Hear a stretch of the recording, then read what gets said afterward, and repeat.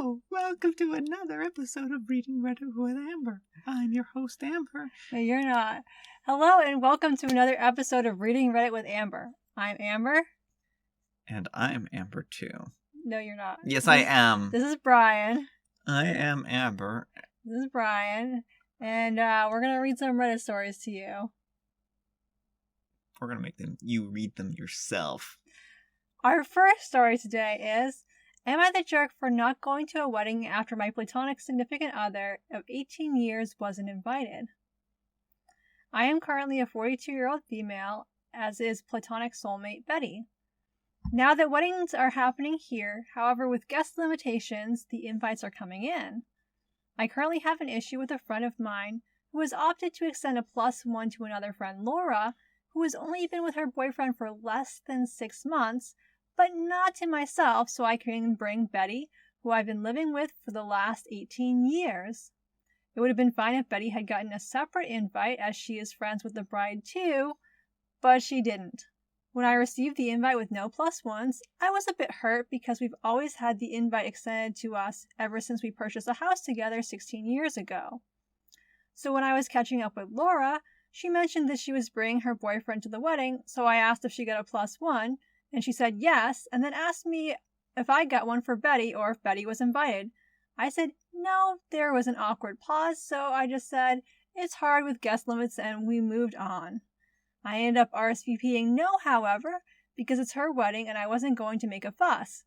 I figured it wouldn't be a big deal, but I got a call from the bride asking me for a reason. I kept deflecting, but she started asking if she had offended me, or was it because we hadn't kept in touch much during lockdown, so I thought I would be honest and tell her it was because Betty hadn't been invited.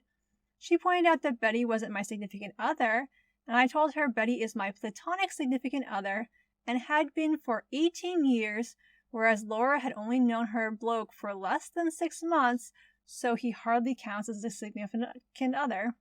She said I was being unreasonable, because the significant other title was for romantic relationships, and weddings are to celebrate romantic unions. But I told her I felt it was unreasonable that Betty hadn't been invited. She told me I couldn't dictate her guest list, and I could tell things weren't going to be resolved, so I finished the call by telling her that under no circumstance was I wanting her to extend an invite to Betty if she felt her guest list couldn't accommodate it, but she should respect that I had RSVP'd no. I also wished her all the best for her wedding day. She was still not happy, but accepted the outcome of the call. Or so I thought. I think she's gone and vented to Laura because Laura reached out to me.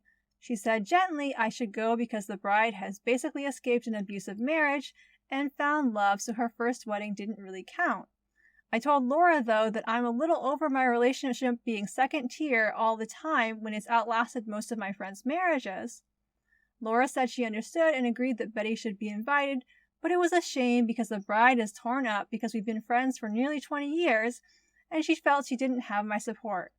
I told Laura that I also felt after 20 years of friendship I didn't have support for my relationship either. So am I the jerk for not going? No, I'm going to say definitely not the jerk here. Well, in this situation, they were as nice about it as possible. Right. They didn't make a fuss about it, and they were trying to deflect until their friend basically pulled the truth out of them.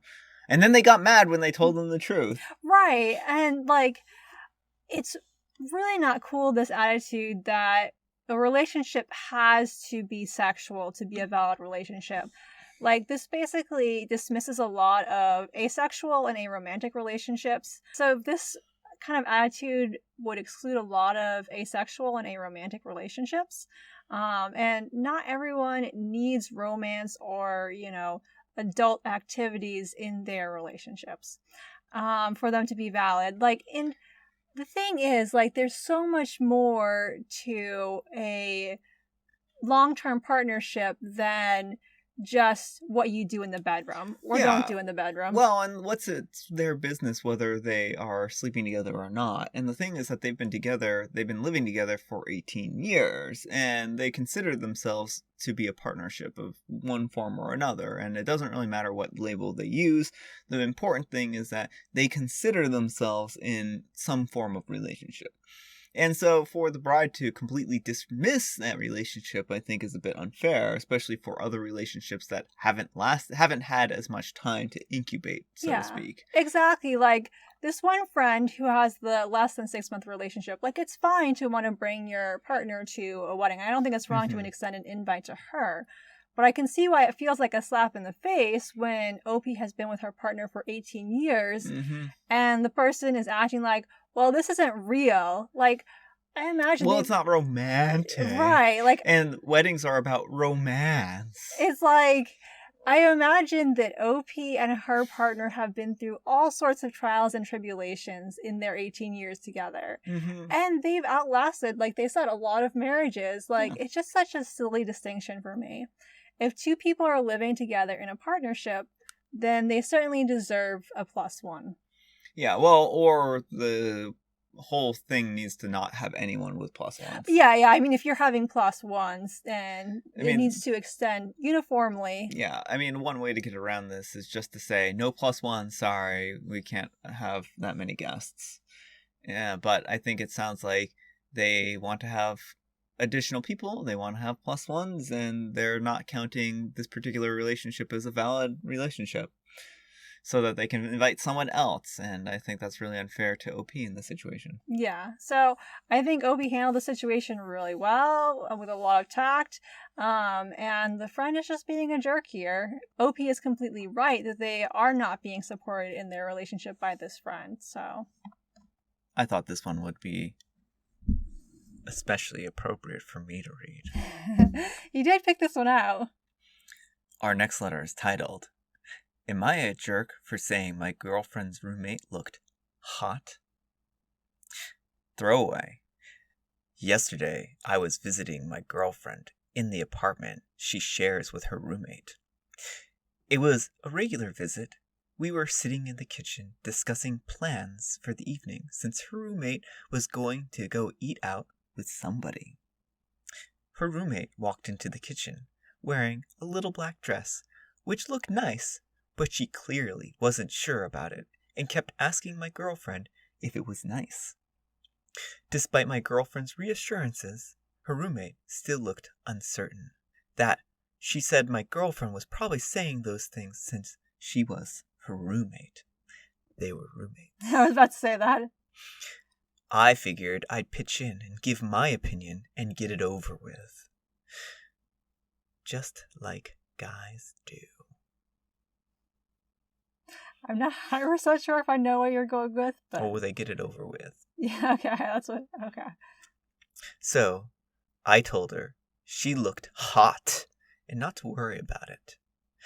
Both she and my girlfriend went quiet for a minute.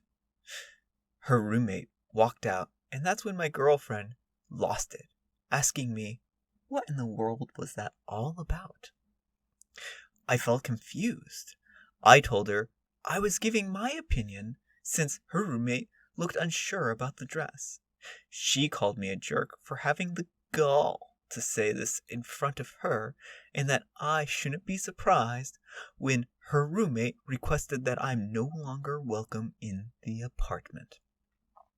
Needless to say, the evening was ruined. My girlfriend still texted me about it, calling me a jerk for what I did, since she didn't ask my opinion. Am I the jerk? Yes. Well, you and I kind of had a little bit of slight differences of opinions in this. Yeah, so my perspective is there is nothing wrong with complimenting someone when it is done in a... The problem with saying that the girlfriend is hot is it's insinuating you want to sleep with her. Like, there's certainly a adult type of insinuation there when you're saying someone's hot like that. Yeah, and so, like, I'm sure, I can't say for sure because I'm not the roommate, but I imagine if he said, oh, that dress looks great, or, yeah, that dress is so flattering on you, that she would have been a lot more comfortable with it. Yeah. And I don't think OP meant this in kind of trying to be offensive, and I think that they approached it poorly. I really do. I don't think that they meant to approach it they put their foot in their mouth. Yeah. And like, yeah, you're exactly right. If they had just been like, oh, hey, that is a really flattering cut on you. I think that looks fine on you, or something like that. I don't know. That's probably still foot in the mouth there territory a little bit. A little bit. But the thing is, like, it was completely unsolicited. No one was like, hey, OP, we want a guy's opinion on this. Can you tell us what you think about this? Yeah, and that's another point, too, is it was unsolicited. And, like, again, I think if he had been a little more tactful about it, the unsolicited wouldn't necessarily be a huge issue. Yeah, no. And if they had actually asked him, then he could have said whatever he wanted. Like, whatever he wanted. He could have been like, oh, yeah, we should go have a threesome right now. Yeah, no, definitely not that. Even if they had asked for his opinion, saying she looks hot still would not have been the good exactly. move. But like, there's a lot of ways, because you'll hear people saying, well, can't I compliment a woman? And you absolutely can, but stick to things that are about like either the garment or things that are about them looking beautiful and not insinuating you want to sleep with them. Yeah, and I think that's really the key bit here, is that the word hot can be used as in this connotation, in kind of like a adult activity connotation. Yeah. And whether or not they meant it that way, which I'm pretty sure they didn't mean it that way, it still carries that connotation, and it can still make someone feel very uncomfortable if they think that's what you're insinuating. Yeah, so it's like, if someone I don't really know is like, oh, hey, that's a great dress, like, I'm gonna be like, thank you, and it's great, but if they're like, you look hot, then I'm just like, please leave me alone. Our last story for today is, am I the jerk for selling and refusing to rebuy the family heirloom? See, I didn't interrupt you this time. Honestly, the pandemic hit me, a 34-year-old male, and my wife, a 32-year-old female, pretty hard. I was let go, and my wife's salary isn't sufficient to support both of us and our son, who's a 3-year-old male. We resorted to selling a couple of our important possessions to make ends meet. My wife and I had both decided that our marriage meant more than her wedding ring. We decided to pawn it and received a sufficient amount. The ring was a gift from my grandmother before she passed, and it meant a lot to her. However, extraordinary circumstances call for extraordinary measures. This was difficult for the both of us, but in the end, it helped us a lot. Fast forward to last week, I sold it around 8 months ago. I was in our weekly Zoom calls with my extended family, and my mother casually mentioned the ring to my sister, who is currently ring shopping and preparing to get married in the fall. She asked my wife to show it to her again, which called for a very awkward pause. We knew we'd have to tell them someday and eventually let it out. My mother and sister were livid. My sister screamed at my wife and said she would have just asked our grandmother for the ring herself if she'd known we'd sell it. We told her it was a dire situation and technically would have received it as a gift, granting us the ability to sell it if we wanted to. Apparently, the ring meant more to my mother than anyone. I had no clue of its significance, including the fact that it was considered the family heirloom. If I would have known, my wife and I would have reconsidered selling it. My sister called a couple of days later and apologized and said she knew we were in a rough patch and how difficult it was for us. She asked why we didn't loan the money from her, and honestly it did cross our mind, but the feeling of remaining debt-free was too good to pass. My wife and I have been in financial trouble earlier when my sister's fiancé has helped us. We paid him back as soon as we could, but I still feel our relationship has been awkward ever since. My mother, however, is demanding we go back to the pawn shop and try and buy it from them. Since I was let go, I received another job offer and am making around 1.5 times as much as I did earlier. Honestly, we're financially stable enough to rebuy the ring. My sister even contacted the shop and they said they still have it available for purchase. But we made the conscious choice to sell it and told her we refused to rebuy it. I feel kind of bad, but it was still a gift to us. Selling it was more symbolic than anything and deeply strengthened me and my wife's relationship.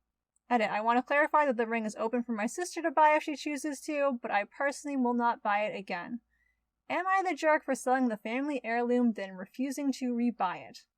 This one's an interesting situation. We don't see things like this pop up very often on Reddit. Not on Reddit, but in my family we saw this. Well, I mean, I just meant for Reddit. And, Yeah, I mean, it is. You have a personal story about this, kind of. Relevant to this. Relevant. It's similar. So I actually was in kind of a inverse situation. So the situation the mother in the story is in, where my family had this heirloom silver that had belonged to my great grandmother, and it's not worth a lot of money these days. So it's just a sentimental thing. And my mom my brother resells things on eBay, and so my mom went and approached him about selling the family silver. Now she knew that I wanted the silver, and had even because it was had been passed down through the daughters for wedding present type of thing. But she broached my brother about hey, I want to sell the family silver, and so he let me know, and so he ended up having to buy it off of my mom, which is fine. But that's the thing, if there's a family heirloom you're thinking about selling and you're on good terms with the relatives, consult the family first. Give them the option to buy it. So that's kind of my piece on this, is where OP really went wrong was taking this family heirloom and bringing it straight to the pawn shop instead of offering it to the family first. Well, and I guess probably it's awkward too, because if they had tried selling it to the family members, they might have gotten less money for it there. But also, again, they could say, well, the pawn shop is planning on giving us this amount of money. And we really need the money, so we're willing to part with it for this amount of money. Otherwise, we're just going to sell it to the pawn shop. So I don't think that would have excluded them from still selling it to the pawn shop. Yeah. But the family still would have been at least able to have a heads up. And it's kind of a dangerous game they're playing here, because that ring could be sold at any given time. Yeah, and then there's no getting it back. And so it's clear that this ring means a lot to some people, and I think the refusal to buy it back and put it back into the family is a little odd. Yeah, and I mean, I can understand if OP wants to be compensated for buying it back, but that he's oh, we sold it, so we're not getting it back. Because my guess, it sounds like the sister is in a different geographic location from OP. I don't know for sure, but it sounds so if he would just buy it back and then resell it to her or whatever, Yeah, because if they weren't in a different geographical area, then why would they be Zoom calling, for instance? Right, exactly. And so it sounds like they're in a different region, and so I think that it would be the right move. Even if OP wants compensation for it, that's understandable, but he still should rebuy it and then make it available to his mom and sister. Yeah, and they also, OP was oh, I probably might not have pawned it if I knew the historical significance of it. And then he's but I sold it, so we made a decision and we are not going back on this, which is really weird to me. Yeah, well, I think that sometimes if we make decisions and we don't have all the information, it's understandable if we don't necessarily make the best decision that we could have in that moment. Right. But if you're given more information later... Exactly. I don't fault him as much at the beginning because they were in a tight spot, and even though he knew the ring was from the grandmother, he didn't know all the history. Mm-hmm. But as soon as he knew how much it mattered to the rest of his family, that's really the place where it would have been good to step in and be okay, I'm going to get this ring back for us. Yeah. Well, and especially knowing that it meant so much to the mom. Yeah. So yeah. Exactly. I don't think OP needs to hold on to the ring, but I do think the right thing to do would be to bring it back into the family and let his mom or sister buy it off of him. Yeah. And if you are in a position where you're considering selling family heirlooms, I know it's dicey because your family members may be you need to keep this forever and ever.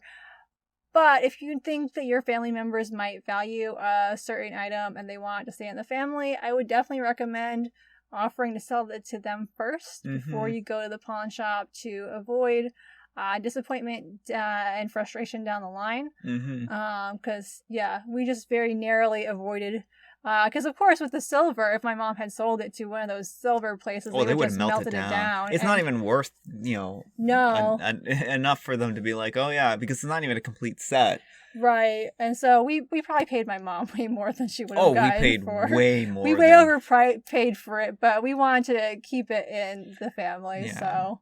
Well, and she wanted the money for graduate school. Yeah. Which is a noble cause. Yeah. Like, it's not a bad cause or anything. Yeah. But she wanted to sell it because she was thinking she was going to get a lot of money for it, I think. Right. And we just didn't want to deal with, like, the hassle of haggling with her or anything like that. So we just offered her more than what we thought it was worth. Yeah. It's probably not worth that much. No, it's not. Like Brian was saying, it's not a complete set. It's very old and tarnished. It hasn't been taken care of or anything like that. So.